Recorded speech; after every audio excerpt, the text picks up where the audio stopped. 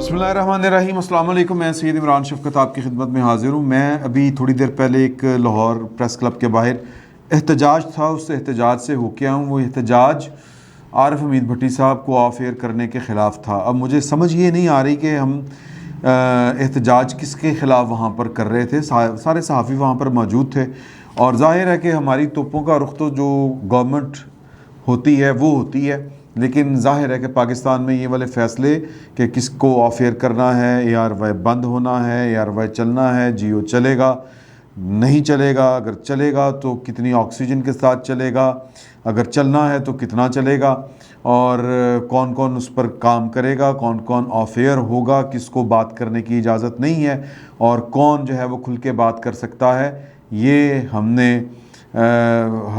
देखा है कि ये पाकिस्तान में ये फ़ैसले कौन करता है। तो आरिफ हमीद भट्टी साहब तो कहते हैं कि तीर खा के जो देखा कमी गाह की तरफ, अपने ही दोस्तों से मुलाकात हो गई। तो वो जो दोस्त जिनको वो अपना दोस्त कह रहे हैं, एक वो वक़्त था कि वो दोस्त जो थे वो दोस्ती निभा रहे थे या उनको ज़रूरत थी, और जब वो दोस्ती निभा रहे थे तो तब मतीउल्लाह जान जो है वो अगवा हो रहा था, तब असद तुर्क को फेंटी पड़ रही थी, तब आमिर मीर साहब उठाए जा रहे थे, रज़ी दादा उठाए जा रहे थे। और इन सब का क्या कसूर था? ये सिर्फ सवाल करते थे कि जी के पाकिस्तान में ये जो कुछ हो रहा है अदारों की तरफ से, या फिर जो कुछ हो रहा है सियासत में मुदाखलत, ये गलत है, इससे ज़्यादा और कुछ नहीं था। या फिर सवाल उठाने वाले सवाल उठाते थे कि ये किस तरह हो गया कि आप पाकिस्तान की जो पॉलिटिकल लीडरशिप है उसके बाजू मरोड़ के, और वो नज़र आ रहा है कि किस तरह उनको आप नाअहल कर रहे हैं और किसको मुसल्लत कर रहे हैं। तो ये बुनियादी सवाल थे। जब ये करने वाले कर रहे थे वो ज़ेरे अताब थे और मारे जा रहे थे, गोलियां लग रही थी। अबसार साहब को गोली लगी, और वैसे हैरान कुन बात यह है कि वज़ीर आज़म पाकिस्तान उस वक़्त का जो वज़ीर आज़म था यानी कि इमरान खान साहब, वो हामिद मीर से गुफ्तगू करते हुए वो नाल क्यों है असद तुर्क को फेंटी पड़ी, वो भी उनको नहीं पता था कि उसको घर में घुस के बेहिमाना तशद्दुद किया गया असद तुर्क के ऊपर, लेकिन उस वक़्त का वज़ीर आज़म उसको नहीं पता था। अब ये मार्जिन अगर देना चाहें तो उसको नहीं पता था कि जर्मनी और जापान की सरहद होती है, एक सरहद है उनकी, उनको ये भी नहीं पता था कि मतलब डॉलर जो है उसकी कीमत बढ़ जाती है, और उनको उनकी बेगम बताती थी। तो और भी इस तरह के उनके कई शगुफ़े, स्पीड ऑफ लाइट वो वाला शगुफ़ा, और वो एक ड्रिलिंग होती है समंदर में, एक गैस निकाल रहे हैं, अगर वो लीक हो गई तो फिर वो गैस फारिग हो जाएगी।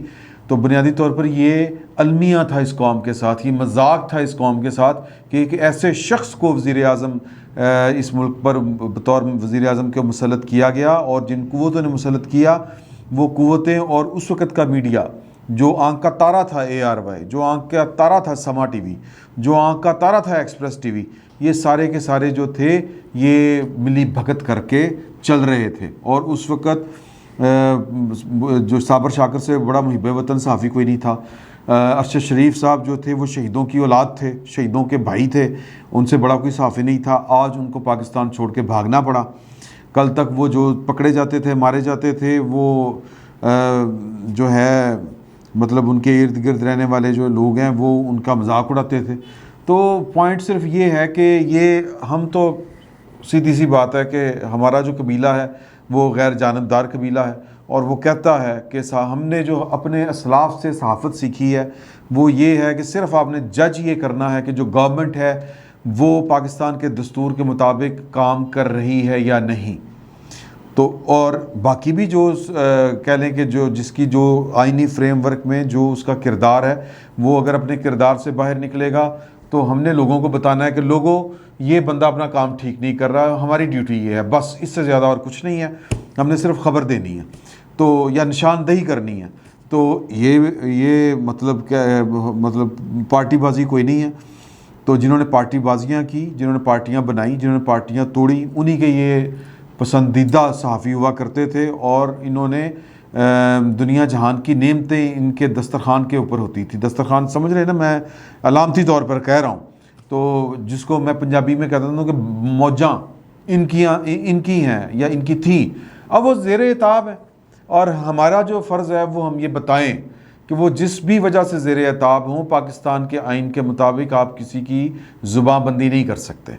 आपको वो पसंद हो या ना हो, वो आवाज़, जो आवाज़ उठ रही है वो किसी सहाफ़ी की आवाज़ है, वो किसी फ़नकार की आवाज़ है, वो कोई शायर है। आज वैसे भी अहमद फराज साहब की जो बरसी है, 14 साल उनको वफ़ात पाए हुए हैं, वो सहाफ़ी नहीं थे, वो शायर थे।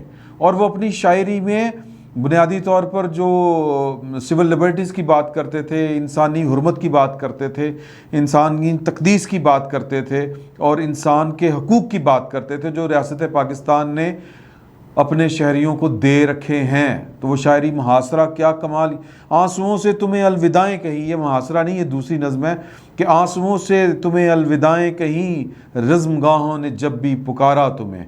तो ये बड़ी खौफनाक नज़्म है और ये इस नज़्म का पूरा इसके पीछे एक बैकग्राउंड है।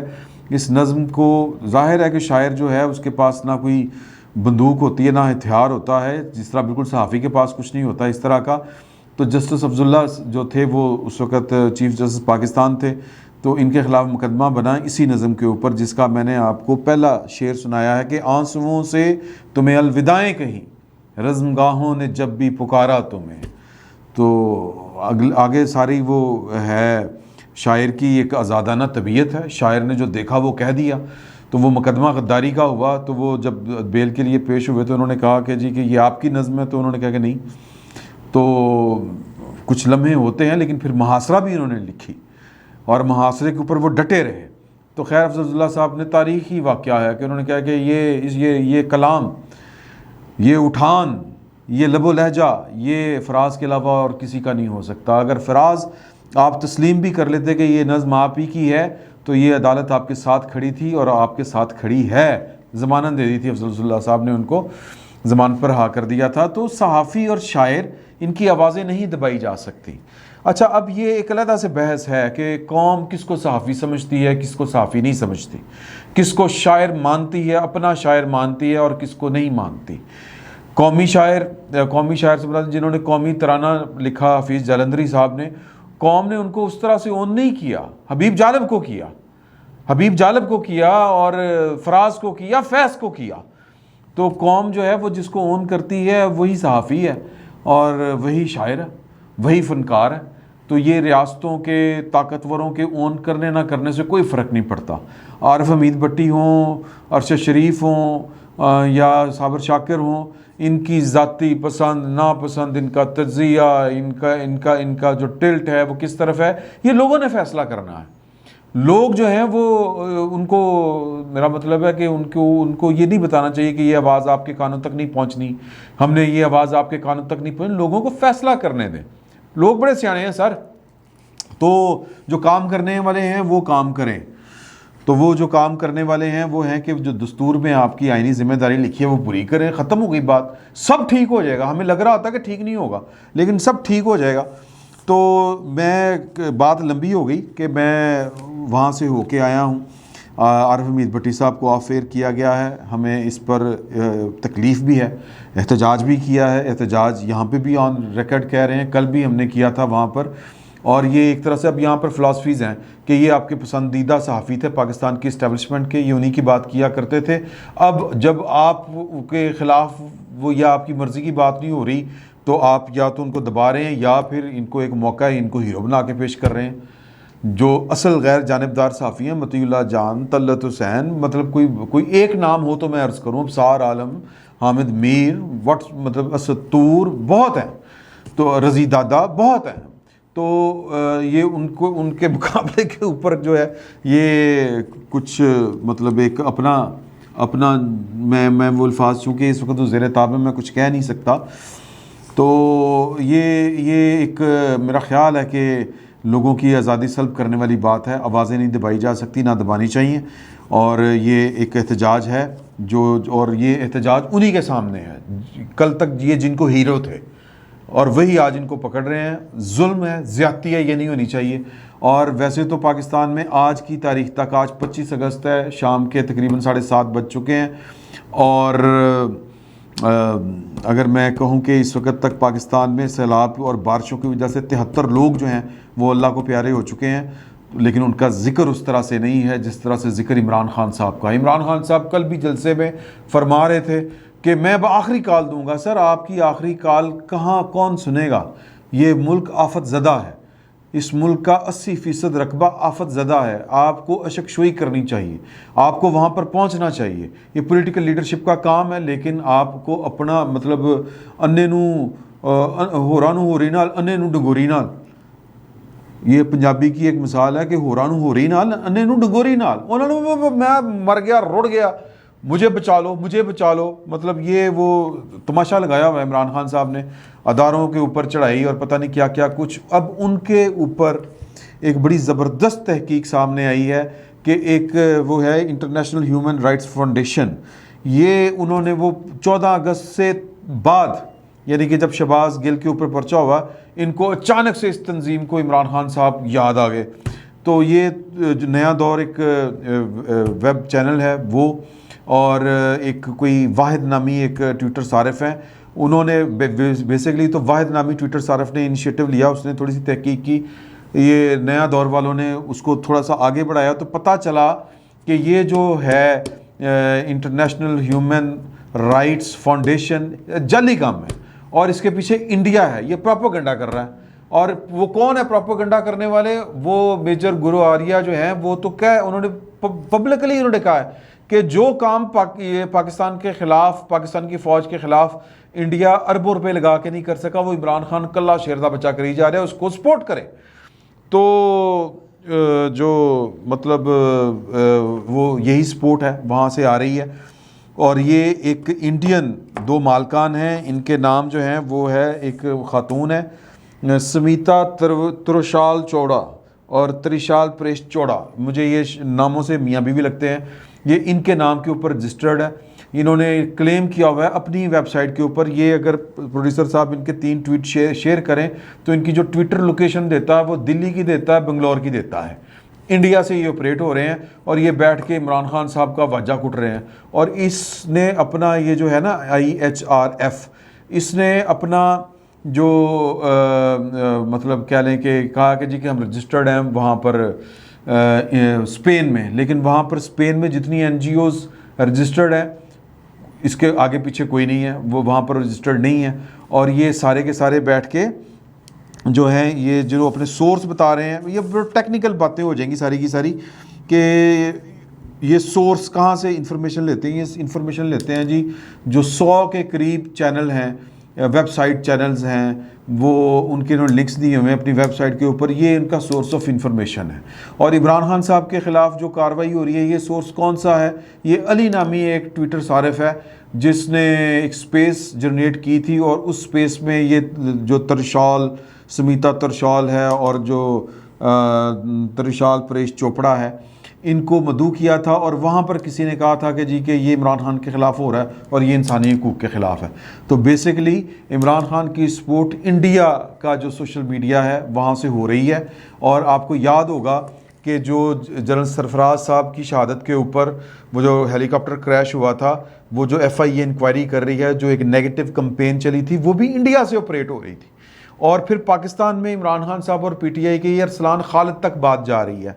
फिर वो जो इन्फॉर्मेशन आ रही है कि जो फ़ौज के अंदर फूट पैदा करने, बगावत पैदा करने की जो कोशिश जो है शहबाज गिल साहब ने की थी, उसका भी लिंक जो है वो बेटा जो अरसलान खालिद है उस तक पहुंच रहा है। इन्वेस्टिगेशन सारी हो चुकी है, डीक्लासिफाइड हो चुकी हैं चीज़ें, फ्रांसिक हो चुका है, ये डी कोडिंग हो चुकी है मोबाइल्स की, इधर उधर हर चीज़ की, सारा लिंक बन चुका हुआ है। ये किसी भी वक्त इमरान खान साहब की गिरफ्तारी इस ज़मन में भी हो सकती है। रुकावट नवाज शरीफ साहब हैं, वो कह रहे हैं कि इन ऐसी चीज़ों से कोई फ़र्क नहीं पड़ता, जो ओरिजिनल काम है, जो सही काम है, ये आई वाश ना करें।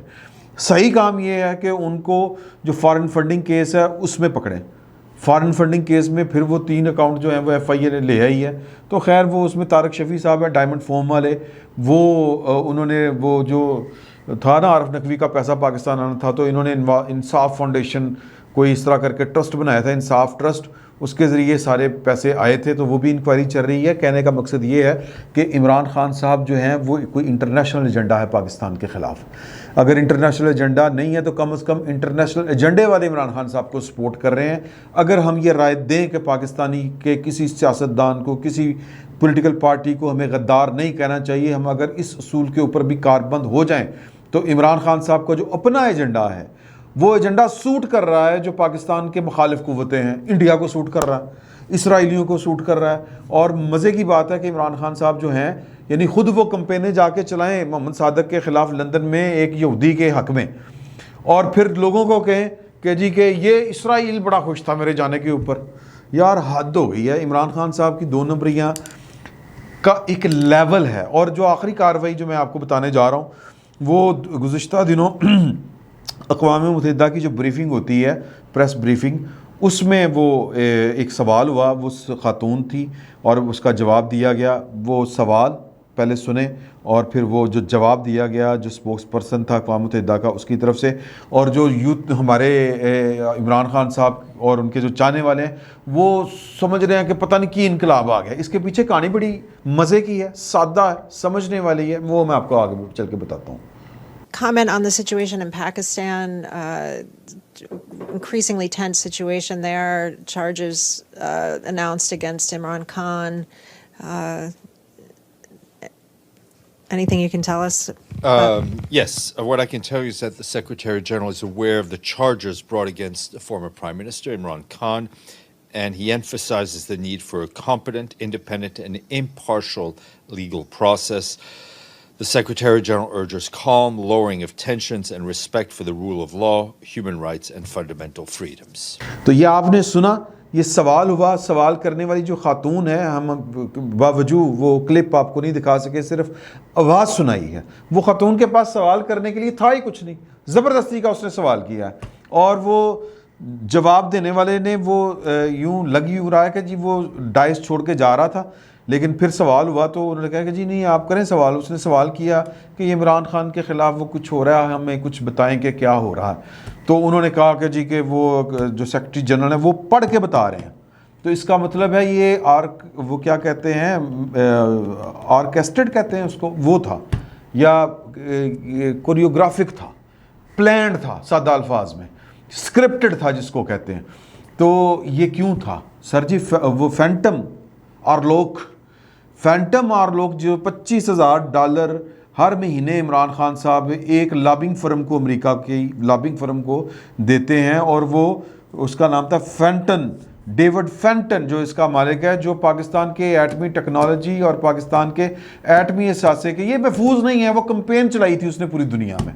इनको पार्टी भी मिली या लॉबिंग फर्म भी वो वाली मिली जो ये वाला पाकिस्तान के ख़िलाफ़ थी। एक बात।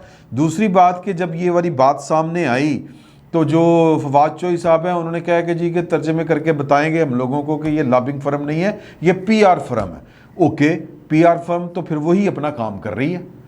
ये जो अक़वाम मुत्तहिदा, चूँकि उन्होंने जो बताया था हमने इंटरव्यूज़ करवाने, हम सवाल करवाया करेंगे, हम ये किया करेंगे, एक इंटरनेशनली इमरान खान का पोस्टर बड़ा करने के लिए, आवाज़ उठाने के लिए, प्रोपेगेंडा बेसिकली। तो वो वाली ये फर्म है PR फर्म।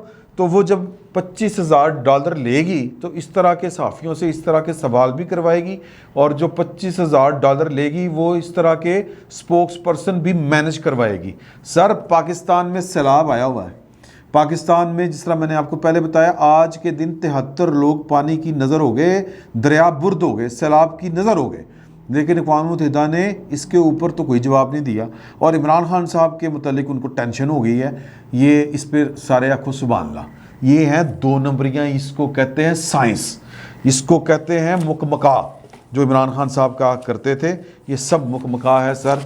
और इमरान खान साहब को सपोर्ट करने वाले वो हैं जो पाकिस्तान के मुखालिफ हैं, पाकिस्तान के ख़िलाफ़ हैं, लेकिन इसके बावजूद वो लोग जो इमरान खान साहब के हक़ के लिए आवाज़ उठा रहे थे, जिनको लगता है कि इमरान खान साहब ठीक है बाकी सब गलत हैं, सर उनको ये आवाज़ें बंद ना करें। इससे कभी कोई हल नहीं निकला और ना कभी कोई हल निकले। आवाज़ बंद करना कोई हल नहीं है, अपनी आवाज़ बुलंद करें उसके मुकाबले में। फिलहाल इतना ही। बहुत बहुत शुक्रिया आपका।